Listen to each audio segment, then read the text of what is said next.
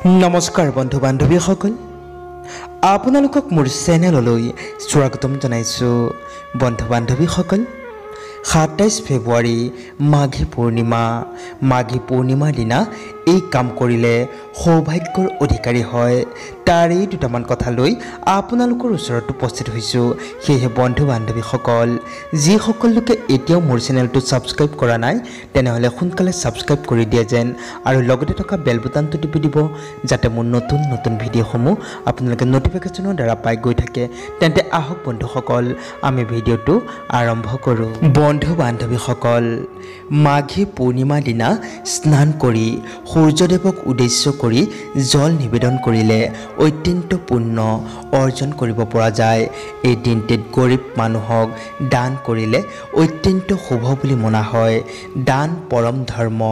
এই মাঘী পূৰ্ণিমা দিনা গৰীবক টকা পইচা দান কৰিলে বহুতো সুখী হয় আৰু আপুনি ভগৱান সদৃশ আশীৰ্বাদ লাভ কৰিব পাৰিব মাঘী পূৰ্ণিমা সন্ধিয়া সময়ত ঘৰতেই ভগৱান বিষ্ণু ও মা লক্ষ্মীৰ ওচৰত এটি শুদ্ধ ঘিউ প্ৰদীপ জ্বলাব আৰু ধূপ ধূনা দি ভগৱান বিষ্ণু ও মা লক্ষ্মীক উদ্দেশ্য কৰি হালধীয়া মিঠা ফল নিবেদন কৰিব আৰু ভগৱান বিষ্ণুৰ এই মন্ত্ৰটি 108 বাৰ নোৱাৰিলেও 21 বাৰ জপ কৰিব ওম নমো ভগৱতে বাসুদেৱাই দেখিব আপোনাৰ জীৱনত সকলো সমস্যাই সমাধান হৈছে এই পূৰ্ণিমাৰ দিনটিত উপবাসে থকাটো অতি মংগলজনক হয় এই দিনটিত উপবাসে থাকিলে হাজাৰ গুণ ফল লাভ কৰিব পৰা যায় এই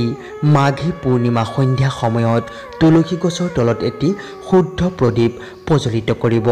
আৰু ভগৱান বিষ্ণুৰ এই মহামন্ত্ৰটি যিমান বাৰ পাৰে জপ কৰিব ওম নমো ভগৱতে বাসুদেৱাই কাৰণ এই পূৰ্ণিমা দিনটিত জপ তপৰ অধিক মহত্ব আছে সেয়ে এনে কামসমূহ কৰিলে সৌভাগ্যৰ অধিকাৰী হ'ব